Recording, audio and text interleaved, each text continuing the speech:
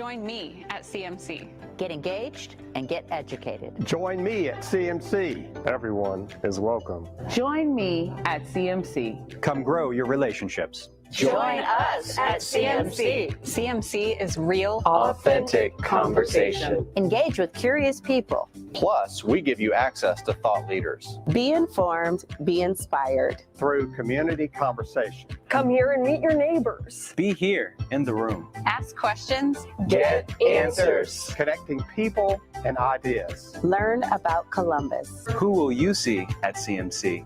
Join me at CMC. You're invited. Watch us on live stream or in person. You're invited. Join the conversation. You're invited. Welcome to CMC.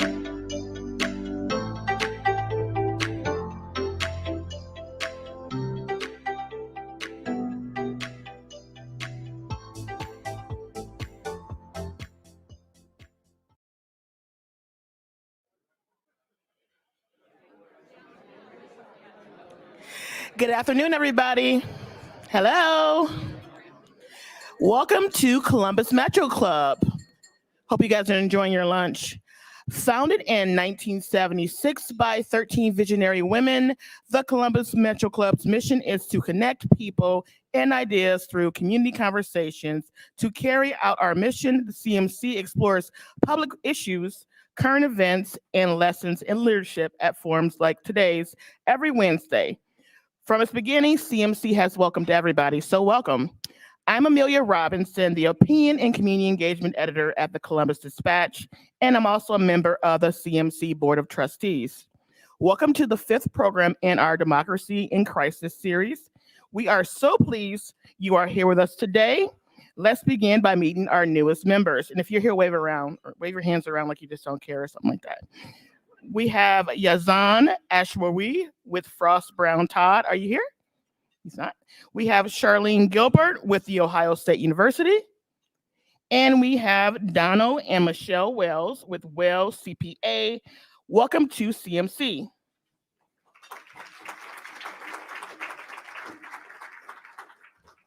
If you're not already a CMC member, I have one question for you. What's wrong with you? And what are you going to do to fix that?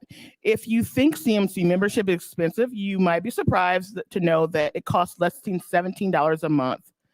Doesn't everyone look better with one of these delightful green sticker things here? You can flaunt it and tell all your friends about it. They're very impressed. Please take a moment to look at the back of your flyer. You'll see the organizations that provide the not-for-profit Columbus Metro Club with half of its annual revenue. To join these sponsors, please see Jane Scott or Lainey, who's in the back over here. We all saw Lainey when we came in. Before we begin, a few important thanks you CMC's partners throughout the Democracy and Crisis series has been WOSU Public Media. Our political series is sponsored by Hannah News Services.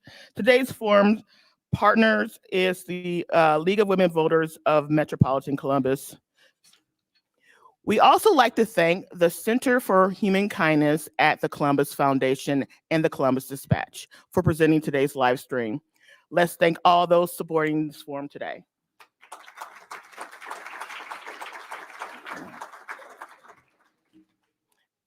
The late U.S. Court Justice Louis Brandeis states the laboratory of democracy.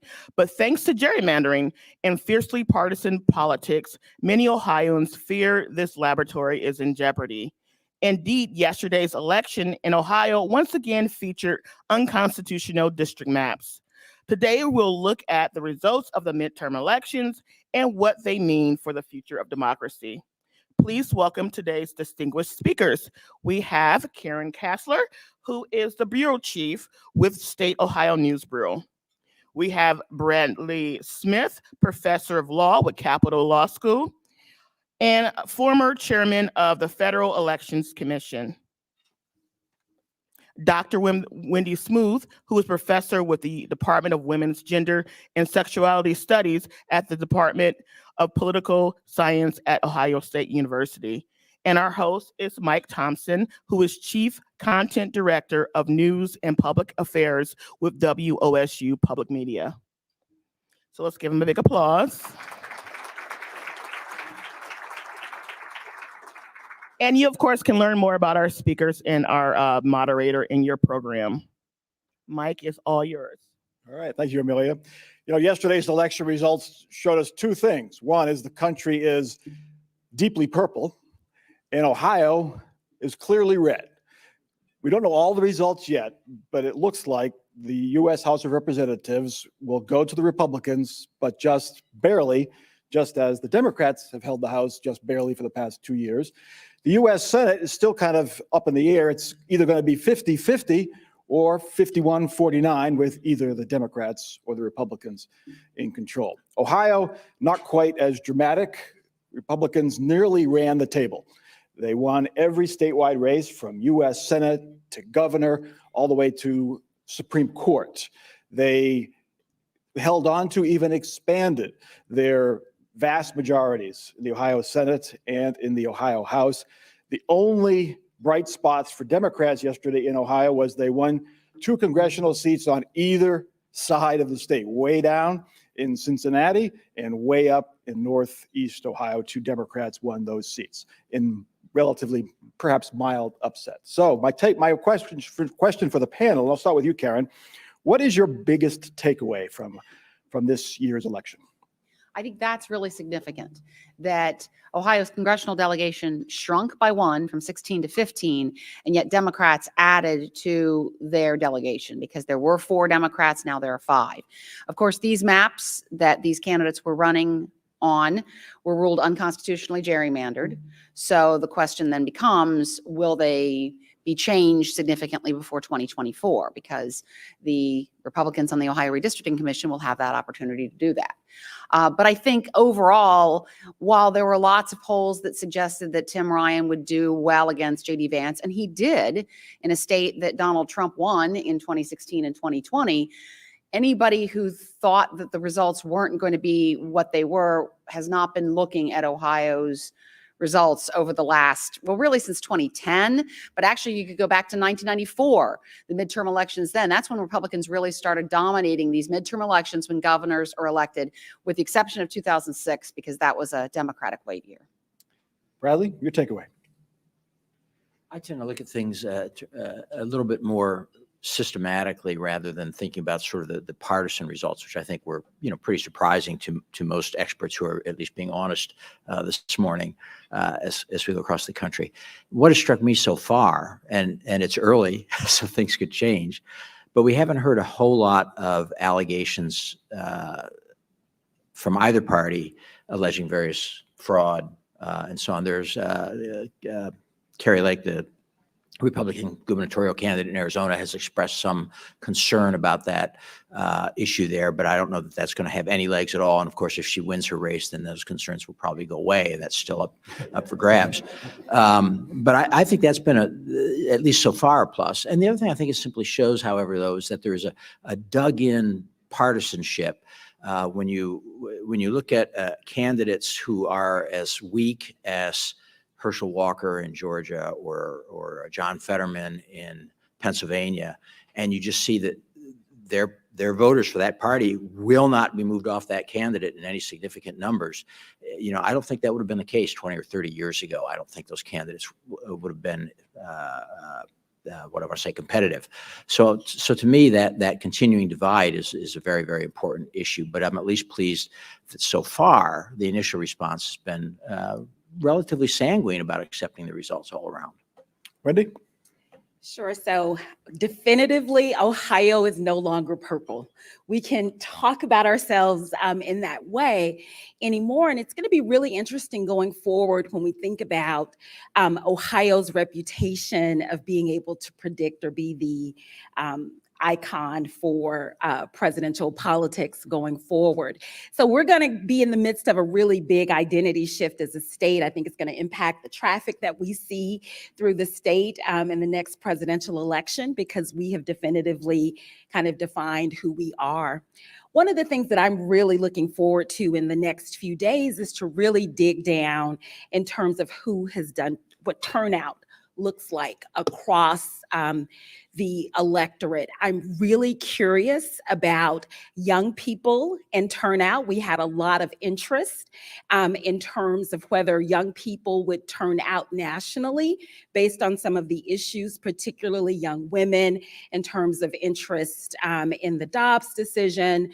Also thinking about always the role of race in American politics in terms of where the ground game mattered, and particularly Georgia on my mind. I feel like I'm having a relapse of 2020, and I hear Ray Charles flowing in my head in terms of Georgia on my mind. I think we'll have that through Thanksgiving in terms of really determining what we'll know about the U.S. Senate.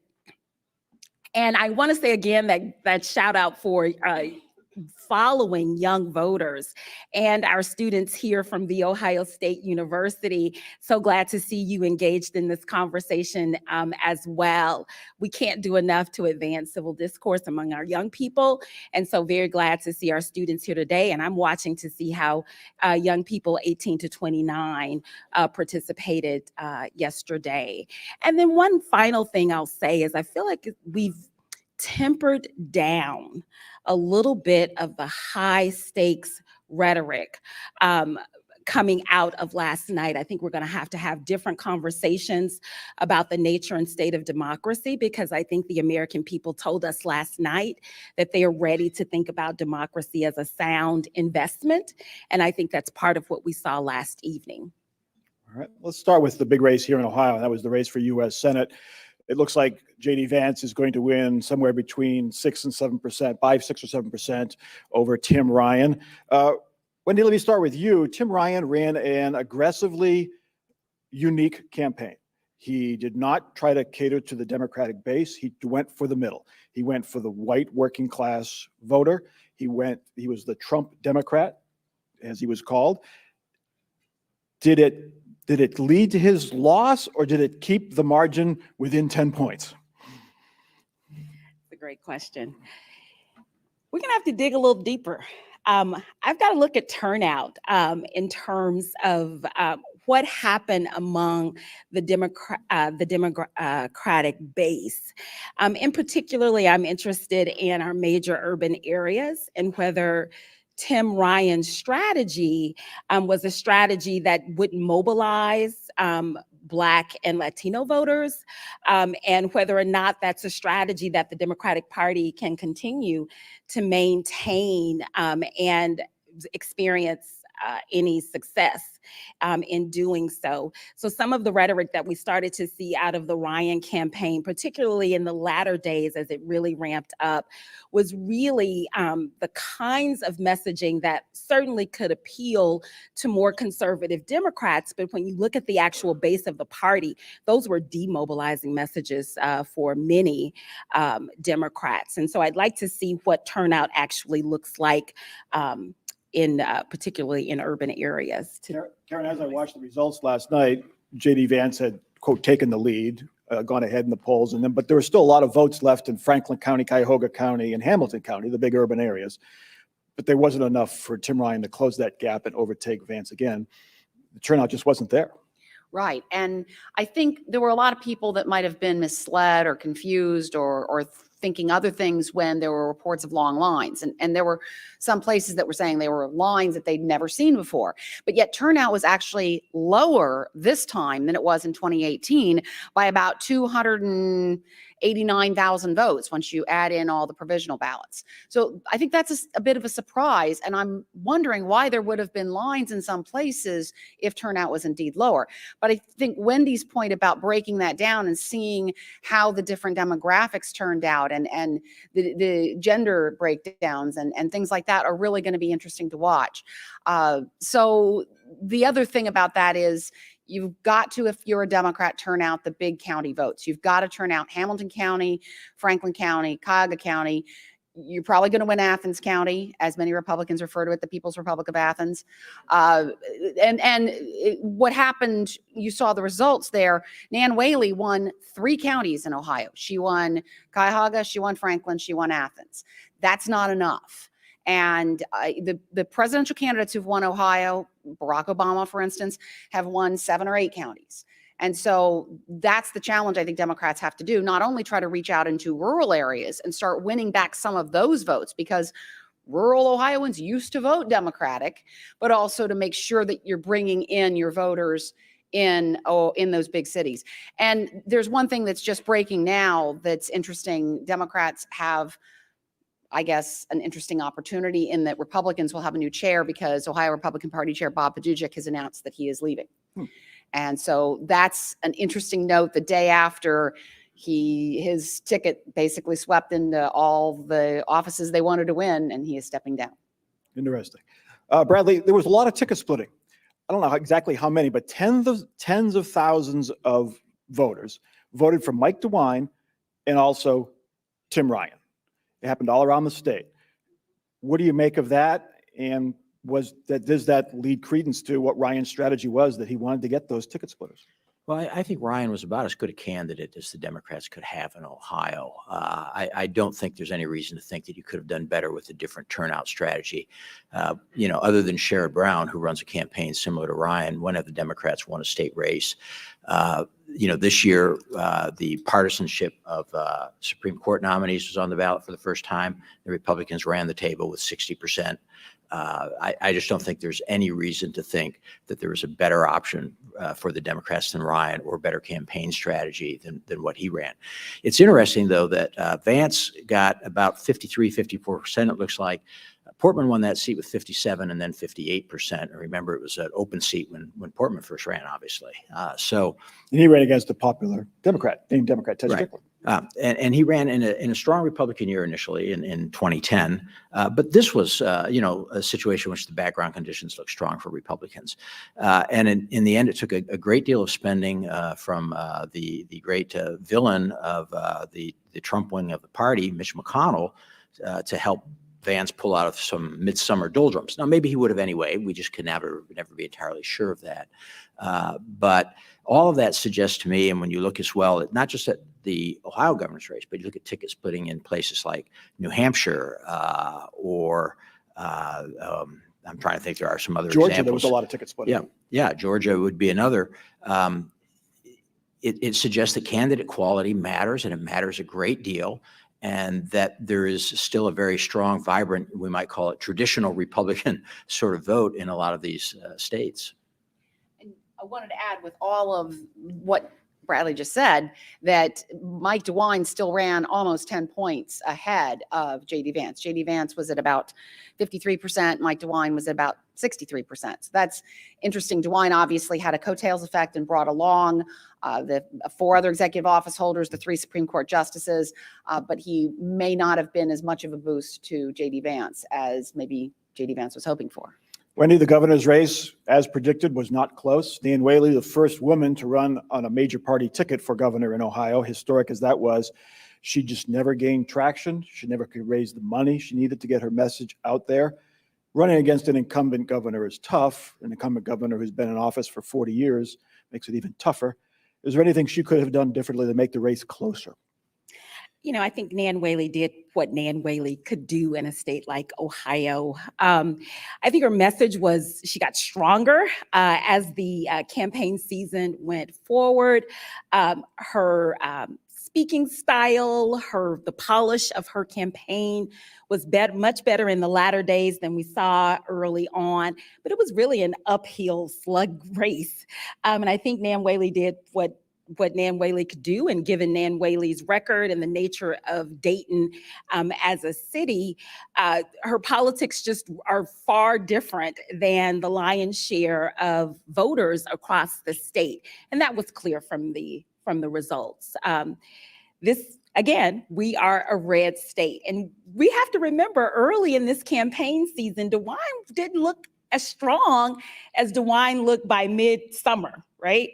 So there were some questions about DeWine early on, but the state rallied around the Republican candidate as Republican voters. And so the idea that Nan Whaley was going to be a very strong challenger, that we could have run any other candidate and had a different outcome for Ohio, is very unlikely. Bradley, Mike DeWine took a lot of flack from members of his own party for his COVID rules early on, and he never fully embraced Donald Trump, but he never really shunned Donald Trump. He kind of ignored him. He showed up at a rally the day before the election, and he was on stage for exactly 50 seconds. So it says Mike DeWine's, it worked. He didn't anger the Trump folks so much that they didn't show up or perhaps even voted against him. And the Republicans, as Wendy said, fell in line. I think we saw that same dynamic in both Georgia and Florida. Florida being the other, in fact, the dominant, hugely bright spot for Republicans. DeSantis, remember, won that race 4 years ago by less than 0.5% after a recount. Last night, he won by 20 points. That's an amazing shift of public opinion. And DeSantis ran by adopting a lot of Trump's substantive policies, by being aggressive and decisive, but by avoiding the sort of, personal insults, the direct attacks. He never suggested he didn't want anybody's vote. He tried to get those votes, and to a tremendous extent, he got them. And he ran by being very competent. His response to the hurricane, his COVID response policies. So there was just nothing there, either within his party or among independents, to really complain about. It became a huge win. And I think to some extent, DeWine did a bit the same. Obviously, he angered a big part of the Republican Party, but it's important not to overplay the size of that part of the party. And I think we see that, by the way, on the Democratic side as well. There's so much now noise in social media and Twitter and Facebook and all these kinds of things that it becomes very easy, even for skilled professionals and candidates, to forget that those people are really a small part of the electorate. And they're also a part that drives a lot of the fundraising, which makes it some candidates eager to appeal to them. But again, in the end, money can't buy votes. It just gets a message out. And if you're given a message that nobody likes, you're not going to get there. So I think what we see is that candidates need to remember Americans are not really radical. And having said earlier that I think you see that division, that hardening division, at the same time, I don't think most Americans think of themselves as hardcore left or hardcore right or anything, that they view themselves as a bit more in the middle with a lot going on.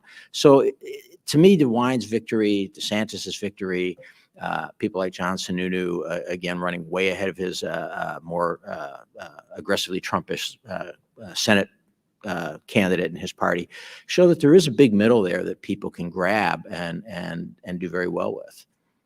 The Ohio Supreme Court is now solidly in Republican hands. Karen, what happens now? Is redistricting reform dead?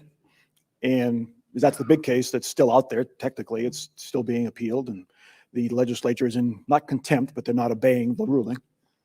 Well, the balance of the court technically doesn't change in that the two associate justices were reelected, Pat Fisher and Pat DeWine, and then Sharon Kennedy beat Jennifer Brunner. They're both sitting justices, so Sharon Kennedy moves up to Chief Justice Maureen O'Connor's seat and becomes the chief, and then Jennifer Brunner stays on the court. Mike DeWine then appoints a replacement for Sharon Kennedy. So the balance is still 4-3.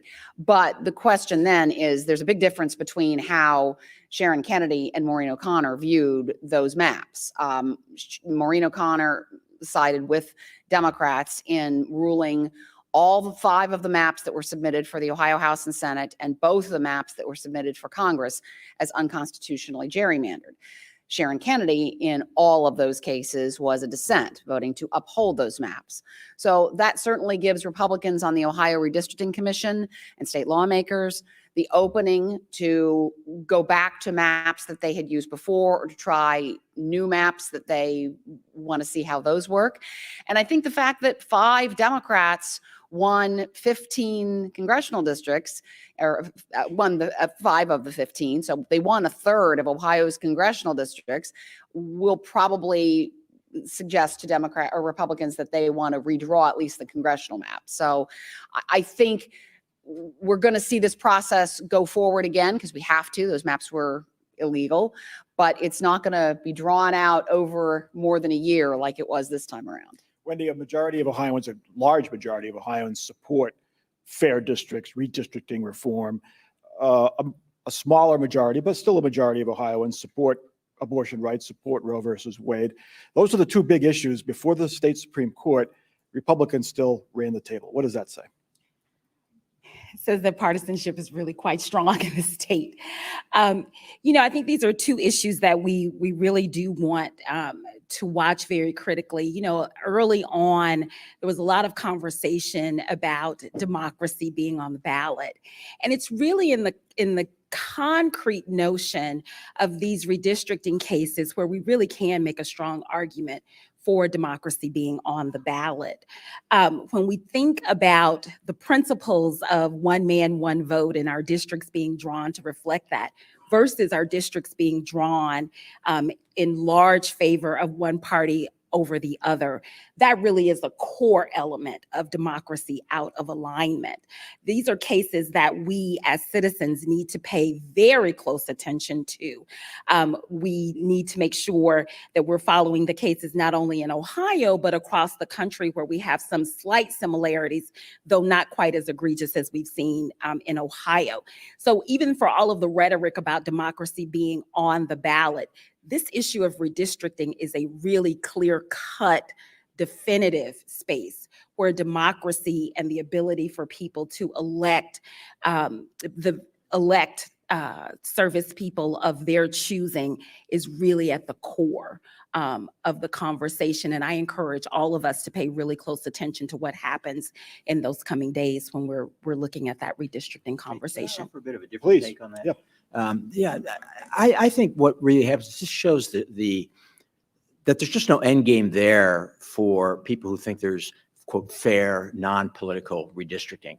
Redistricting is an inherently political exercise. You have to decide which groups of people you're going to put together. Is it more important to keep all the citizens of Columbus together, or is it more important to keep the people on the north side of Columbus together with people on the near north side suburbs and people on the south side together with people on the near south side suburbs? Is it more important to keep Ohio River Valley communities together, or to slice them up in other ways? And what you see here is the courts can't make that decision, and there's nothing democratic about having the courts make that decision.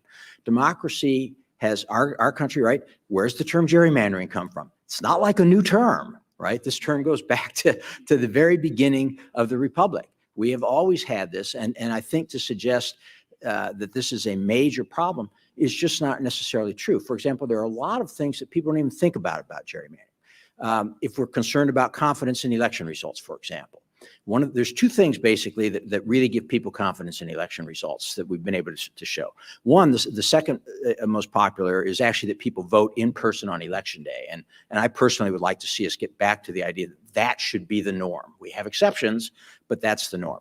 But back to the gerrymandering question, the other thing is that your candidate won. And that's far and away the biggest. If your candidate won, you're pretty convinced the process was fair, right? Let me ask you a question on gerrymandering, though. In Michigan, for years, Democrats have dominated statewide offices. But for at least 30 years, Republicans had supermajorities. Let me finish. Supermajorities in the legislature. Yeah. Coincidentally, this year, Democrats have won the legislature in Michigan. Coincidentally, after that state put an independent commission in place to draw the lines. But let me finish too. Okay. So what makes people confident is that their candidate won. Well, if you have gerrymandering, most of the people wake up the next morning and their candidate won.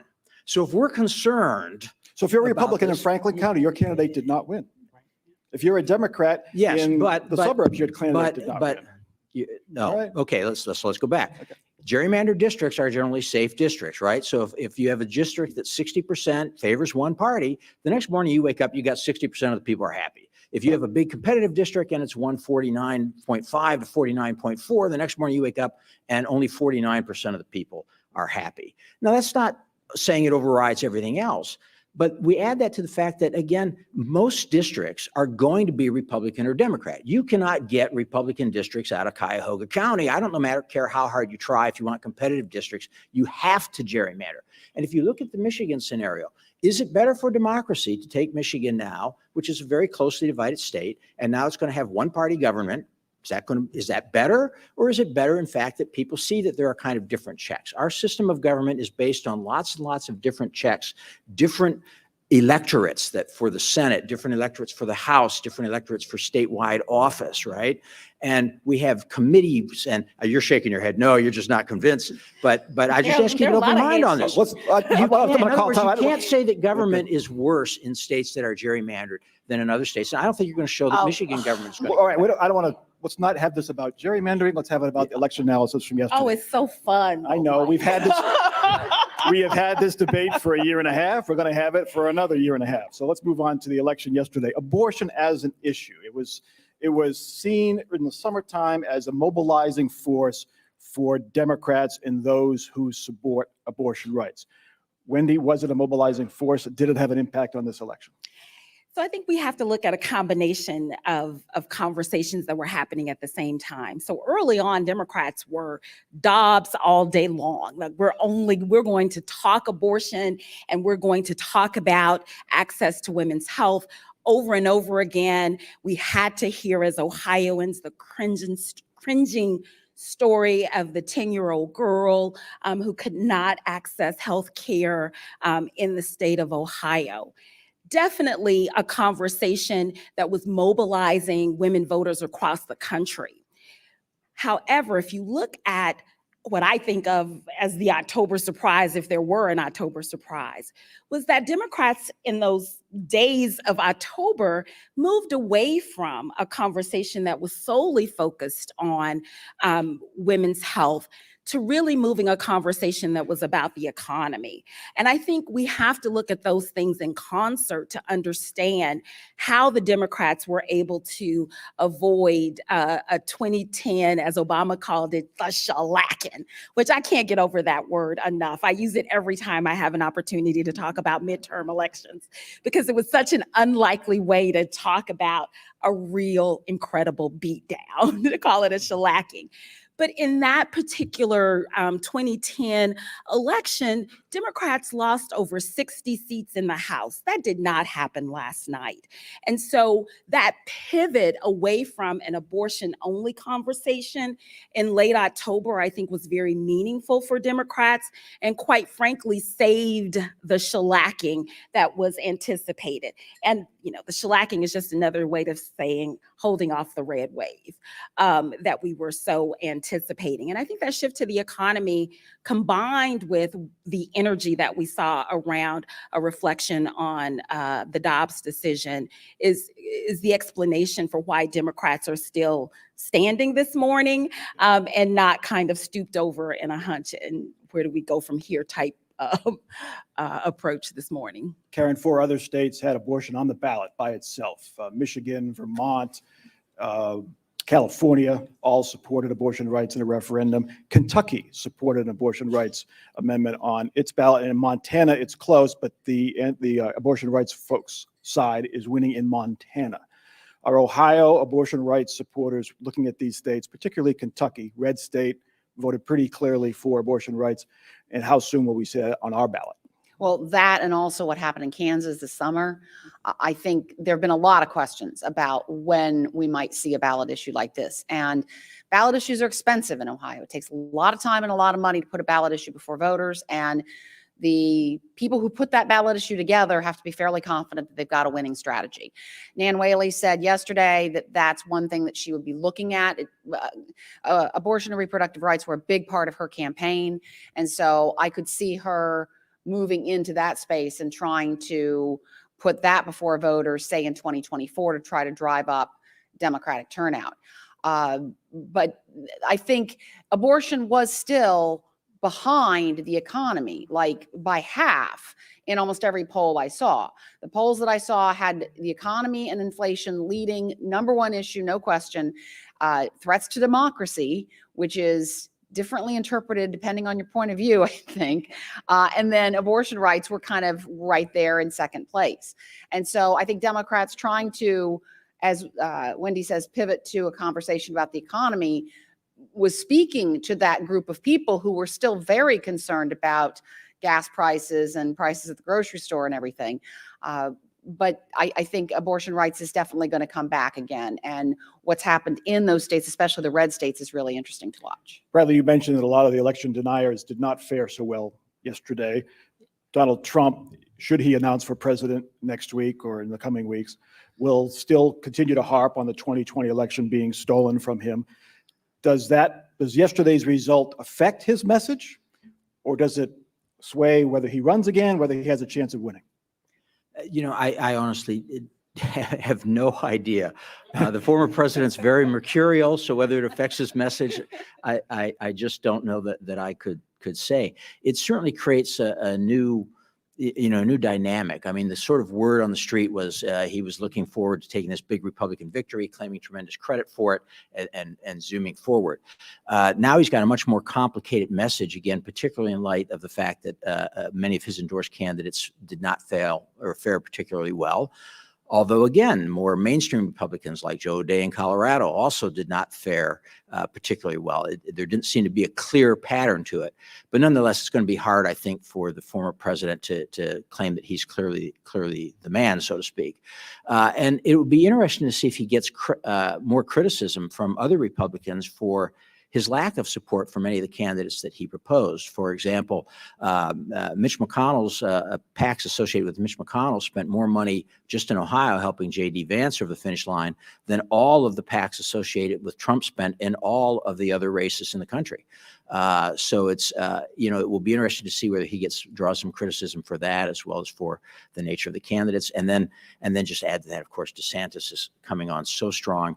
That's a man who also has some difficult decisions to make as to whether his time is now or he should wait, or how he should do this. And Trump did say that if his candidates won, he should get all the credit, but if they lose, he should not be blamed for that.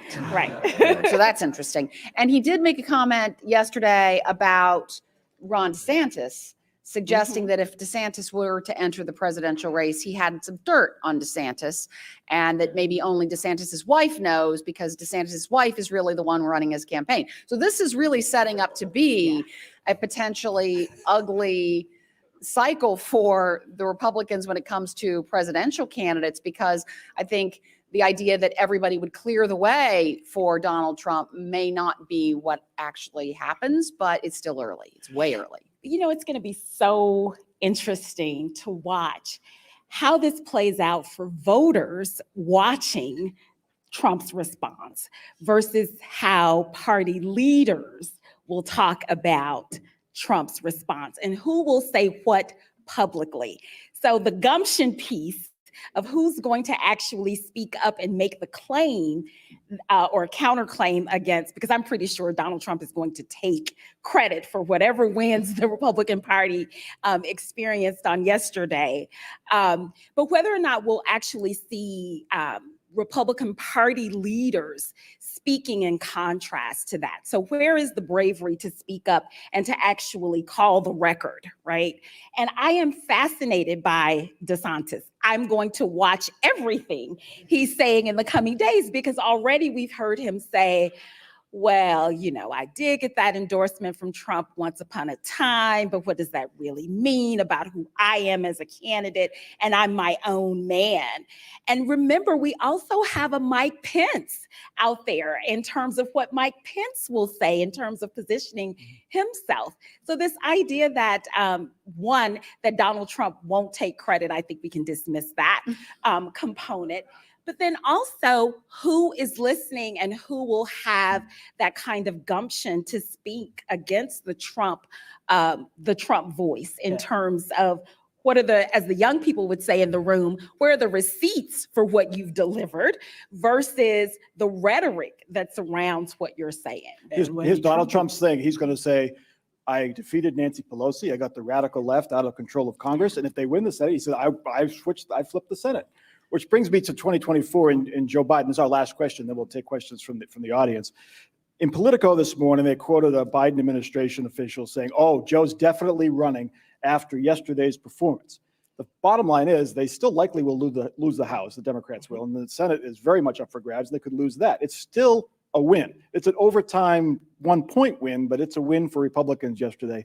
Should Joe Biden run in 2024? I think Joe Biden's running in 2024. Should he run in 2024? Well, now, there are all sorts of ways we could think about the should and the shouldn't. With Biden and Trump, there's some real questions that we have to raise in terms of should either candidate move forward. But I think clearly Biden sees this as a tremendous win. He sees this as the icing on the cake. It's not the type of loss that was anticipated. Republican strategists are already having to think about what does governance look like with a small majority versus the kinds of strategies that were early on discussed around the real polarizing type approaches to governance that we were talking through earlier this summer.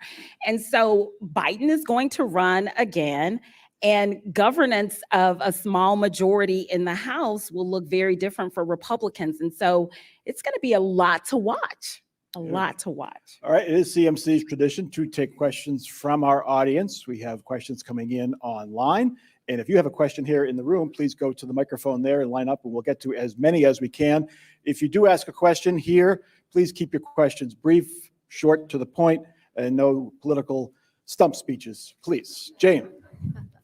I have some questions, and if you have a question, we'll go every other one. So Dee Dee Geis from Mother's Law Center. What is responsible for the Ohio Democratic Party losses? A, lack of support from the National Democratic Party. B, failure to turn out voters. C, gerrymandering. Or D, something else. Or Bradley, all of the above. All of the above. That's my answer, all of the above. What do you think, Bradley? What do you think? What can the Democratic Party do? It's been a tough few cycles, with the exception of 2006, which frankly was because of a scandal, the Tom Noe CoinGate scandal.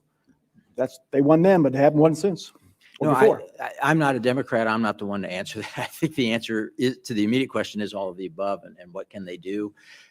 I'm not really sure. I think the demographics of Ohio right now are turning the state gradually away from them. And I don't think we're going to become a one-party state like, Idaho or Massachusetts, but I think that it's going to continue to look as a state where the Republicans are dominant for some time to come. Karen, it's early. What is the hand-wringing on the Democratic side looking like right now? Well, we've Has done their this- party chair announced his or her resignation? Well, now that the Republican Party, and there are some issues in the Republican Party. I mean, Bob Paduchik was getting, he was being challenged by his vice chair. There were some lawsuits over money. There were some things going on in the Republican Party. Even though they were having these big wins, there were still some issues behind the scenes, so to speak. But Democrats have had a lot of issues too in terms of fundraising. I mean, they were way far behind. Nan Whaley just could not keep up with Mike DeWine when it came to money. And this is, I think, reflective of Democrats having not had big wins for many, many cycles. And it's hard to field a team of great candidates and raise money to support them when you keep losing. And so that's going to be the challenge that Democrats have to do, is to figure out, how do you rebuild again? It's kind of like the Cleveland Browns. You keep having to rebuild. I say this as a Browns fan, just for the record. But I mean, you keep having to rebuild and hope that this is the formula that's going to bring you forward, and it may not be. Sure. And I just pull in one additional thing. So you look at the party infrastructure in Ohio versus a party infrastructure in a place like Georgia, which looked like a very unlikely place for the Democratic Party. But those kind of close wins, that high energy close wins, and of course the 2020 race, that has built a different type of infrastructure in Georgia than we see in Ohio for Democrats. So the bench is more rich in those places where you've had some close wins. The energy is higher, the donations are higher, the national attention is higher. It's a much different uphill battle for Democrats in Ohio in terms of building back the infrastructure of the party, and to be able to get national money into Ohio races. There's just not a lot of incentive to invest in a state that has become as red as Ohio has become. And again, redistricting. I'm on the program committee. You all and everybody else I've heard on TV talks about how this was such a surprise many places. We're just going to put Ohio aside for a minute. Every place else. I tend to think that history can only inform the present and the future if the data points are the same. And it seems to me that a lot of the data points are different with this election. I think Wendy talking about she wants to look into voters of color turnout. She wants to look into younger voters. But I understand that your job is to take what you've learned from the past and apply it to now.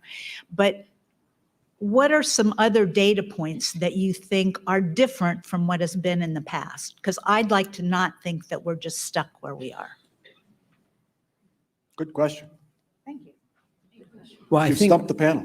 I'll go ahead and say one thing. One thing that I think is particularly interesting is that for a party to run as far ahead of its incumbent president's job approval ratings in a midterm is almost unheard of. I don't know how far back one would have to go to find that, but you have to go farther back than I've tried to go back, which is well into the 70s. If a president is sitting there polling at a 42, 43% approval rating, and he's got a midterm for his party to exceed maybe 45, 46% of the vote in the congressional races is really an amazing factor. I don't know quite what caused that, though, and so I don't know quite what the answer, what that means for us going forward. I really don't. We may find out more. We need to get more exit polling data. Like if you look at the impact of Dobbs, I'm pretty convinced it had an impact. I'm not sure how big an impact it had. I think we need to start really getting the exit polling data out that allows people to delve into that. Its election integrity didn't seem to really be a big topic yesterday or today in the news. Do you think that maybe we're beyond that and we're not going to have so much allegations of fraud moving forward? An optimist. Karen, what do you think? It's early. I think It is. Bradley mentioned it that, Carrie Lake in Arizona, if she loses, it seems likely that the false claims again that Arizona has a rigged election are going to come back out. If she wins, for those who magically, aren't aware, there were 60 voting places in the Phoenix area that had trouble with their machines, and they had to do paper ballots, and it was kind of a mess for a little while yesterday morning. But I think that there is some optimism in looking at some of the results that some of the biggest, most vocal election deniers, Doug Mastriano in Pennsylvania, and I'm trying to think of some other ones off Tudor Dixon in Michigan, they lost. And I think that there's something for that. I think as this all shakes out, we'll be able to look and see who did win, and also how the ones who did win, if they're going to moderate their message at all. I mean, J.D. Vance has kind of been on that election denier train there, but getting off every now and then and jumping back on. So I'd like to hear what his message is now, and if he is still strongly, and he's never really been strongly in the camp that the 2020 election was stolen. I mean, he's raised questions, but that right there, every time you raise questions, it's problematic. And it's really been problematic on election workers who have been threatened and who are leaving those jobs in droves. These are professional people who we depend upon for elections, and they're members of the community, and they're getting threatened by other people in their community. It's appalling. There's a real quick point I want to make that may not have been clear either from my opening comments, which are there's two parts of this narrative that I think are in trouble, because the other part that simply collapsed is the voter suppression narrative. That just collapsed yesterday, the idea that there's this massive vote suppression going on across the United States. So my hope is that on both sides, and for years I've been giving a speech called Much Ado About Nothing, suggesting that we've got two narratives, one of voter fraud, one of voter suppression, neither of which has almost any connection to reality. And my hope is that maybe we'll get past both of those, and that will enable us to then start moderating rhetoric in other areas, which I think would be good. Wendy, you want to weigh in on that? Absolutely. So the voter suppression conversation is one that I think we're going to see on an ongoing basis. You can't just wipe away and say voter suppression hasn't occurred until we actually see the cases that come forth post the election cycle.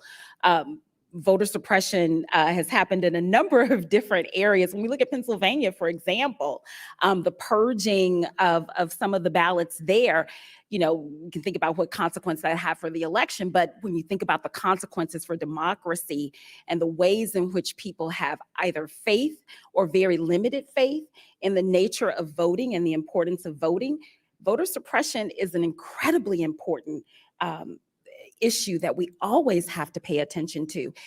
Back to that history question, voter suppression is a part of our USA DNA, and we've got to accept that in terms of understanding how our elections have historically functioned. And we have to understand that in terms of the ways in which we understand what happens in a contemporary context, whether we're thinking about it in wide scale approach or whether it happens in very succinct localities. If voters are suppressed, that's a challenge for democracy and something that we should care about as caretakers of our democracy. Sir. I'm John Lowe. January the 6th, I'm wondering, seemed to have a mixed influence on this election. I'm wondering what you think about it. how much influence and who it influenced. And going forward, is that going to continue to be an issue, or are we just going to kind of set it aside? Karen, it didn't work out for J.R. Majewski. Well, there were some other things that didn't work out for J.R. Majewski. It He was worked the out that congressional he candidate in the Toledo area. it Republican. worked out that he painted a picture of Donald Trump on his front lawn. That got him noticed by Trump, and Trump endorsed him. He ended up winning the primary and beating a couple of seasoned politicians for that opportunity to go against Marcy Kaptur. But then he misrepresented his military record, and he was at January 6th. And yes, that's true. And Republicans then pulled out their support that allowed Kaptur to really take back that area. I think that district was tipping toward Democrats anyway. But yeah, I mean, that's why I said earlier, the whole idea of threats to democracy, depending on your point of view, for Democratic candidates, threats to democracy, January 6th, claims of the stolen election, all that stuff. For some Republican candidates, this idea of voter fraud. And there was some voter suppression out there in Arizona where you had armed people sitting outside ballot drop boxes. I mean, that's gotta freak some people out. And so I think that there's the Department of Justice was even looking into some of that. So I'm interested to see what Bradley was saying about voter suppression not being an issue in certain cases like that. How can you argue it's not? Well, I'm thinking about the idea that there's this massive legal, bills like Georgia's law, which the president denounced ridiculously as Jim Crow 2.0 and Jim Eagle, and all that stuff gone. These laws are not suppressive laws. But the other thing is that it's important to note that you could threaten democracy in a lot of ways. In the last year, I've seen 5 different national polling companies do a poll in which they've asked a question in some version of which party is a greater threat to democracy. In all 5 of those polls, right, a plurality of voters said the Democratic Party was a greater threat to democracy. Now, why is that? There could be any number of reasons, and I just ask people to think about them. Is it the fact that you have people seriously talking about packing the Supreme Court for nothing other than they clearly don't like the results they're getting? Is it doing away with a 150-year-old tradition like the filibuster for nothing than immediate short-term gain? Is it people seriously talking about adding new states to try to change the makeup of the Senate?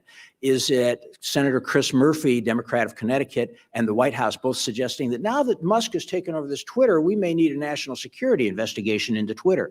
These are all kinds of things that might make a lot of people think, whoa, I think those guys are a bigger threat to democracy than a few crazies going at the Capitol on January 6th who don't really seem to represent what most of the people in the party thought. A few? A few, really? In a nation of 400 million, yeah, I think you can say it's a few. And they were not people in high-powered positions. They were not people in high-powered positions like the people who are arguing that we need to, add new states, pack the court, things like that, get rid of the filibuster. Every Democrat in the Senate about a decade ago voted to amend the First Amendment to make it easier to limit speech by their political opponents. Every single one voted for that. And that was what they intended to do. So there are lots of reasons why people are going to look at this. And what I would say to all of you who are snickering and stuff out here is you need to face the reality that the polls keep saying that. And you need to ask, okay, so maybe Smith's crazy, but why is it that a plurality of Americans— Do you have the numbers on that poll? You said plurality. Was it 32% or was it 45%? They vary. Most of them are very close. There was one Rasmussen poll in which was a double-digit margin. The other pollsters were, if I remember right, Sienna Maris, Quinnipiac, and I can't remember. I think it was Fox was the 5th. So there's 32%, 31%, and then the rest undecided. You have a different, most of them it's about 40%. And again, it's very narrow. None of that really matters, the specific numbers, because the key point is what I can tell, I can read the room at least a little bit. And you're sitting there going, oh, this guy is crazy. And my response is, well, look, let's suppose that all of those had a narrow plurality saying that the Republicans are a greater threat. You've still got a huge percentage of the public that is sitting out there looking at the Democratic Party and say, they are a greater threat to our democracy than Republicans are. And you need to ask yourself why that is. Could it be that Democrats spent $50 million, over $50 million, supporting MAGA Republicans in the primaries? If they really thought that these guys were a threat, is that what they would have been doing? So you add all these kinds of things together. Let's let Wendy chime in, then we're going to get some more questions. Go ahead, Wendy. So I'd love to see the breakdown of the data. That's all I'd like to It's like to there. say. And also thinking about who's represented in that polling in terms of who's going to point fingers at whom. One of the things that I want us to pay very close attention to as wonderfully engaged democratic citizens, when we have these questions about rhetoric in our electoral discussions, when we think about the kinds of legislation that have passed across the country and we want to rule whether or not they are overtly about voter suppression, I want us to look at who's been able to show up before that piece of legislation passed and who's able to show up after. I want us to look at when we have overt actions like the arrest that we saw in Florida, and we want to think about the chilling effect on democratic participation. Those of us who care about democracy, small d, we should care about any moment in time in which voters are not able to exercise their voices at the ballot box, no matter what form that takes, from changes in laws to thinking about other kinds of election suppression tactics like arresting people of color prior to an election for election fraud and the chilling effects that can have on people's participation. We all need to care about these things, whether you're Democrats or Republicans, because this is about small d. All right, one more question, please. All we have time for. Go ahead. So this is our flash round. Richard Needles says there's a clear voting divide between the big cities in Ohio and the smaller towns, rural communities. How can these two better understand and relate to each other? And I think we've demonstrated some differences on our panel. Karen, that divide is there, and it's been there for a long time. And you see it in budget cycles, you see it in all sorts of areas at Statehouse, where, by the way, the Statehouse, Republicans have a supermajority and actually strengthened it in both the House and the Senate. So that's, I don't know if that's going to be resolved, the rural versus urban debate. I think that's a continuing question. Bradley, real quickly, what's your solution to the rural-urban divide? Well, I think the biggest solution is probably to have government essentially do fewer things so these issues don't quite matter as much. I think that's one of the reasons our politics becomes increasingly bitter, is because more and more everybody feels like they're in a zero-sum game rather than you're out there participating in the market and living your lives, and you can live it one way in one rural county and another way in an urban county, and you don't have to worry about the legislature imposing one set of values or budgetary priorities on you. All right, Wendy? I think there's some really clear issues that we can talk across the urban-rural divide, education being one. If we think about some of the challenges around education, rural and urban communities have some similar concerns. We just need to figure out better ways to talk about it, and hopefully we can get to some of that if we tamper down some other kinds of rhetoric. Well, this is our Democracy in Crisis series. And I do think that, discussions like this, frank discussions, but civil discussions, will help our democracy. And I hope you will continue to attend these forums. We have a few more on the way. But thank you all. Go ahead.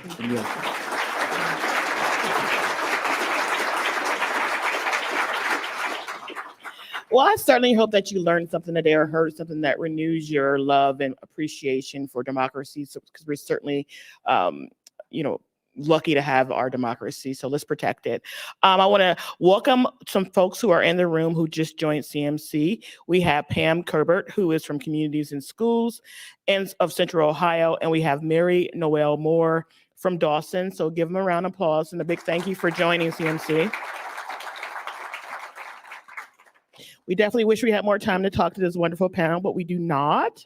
I want to thank you to CMC's partners for the Democracy in Crisis series, WOSU Public Media. Thank you to our political series sponsor, Hannah Media News Service, and to today's forum partners, the League of Women Voters of Metropolitan Columbus. Thank you to our online virtual seat patrons, and to the Center for Human Kindness at the Columbus Foundation and the Columbus Dispatch for supporting this live stream.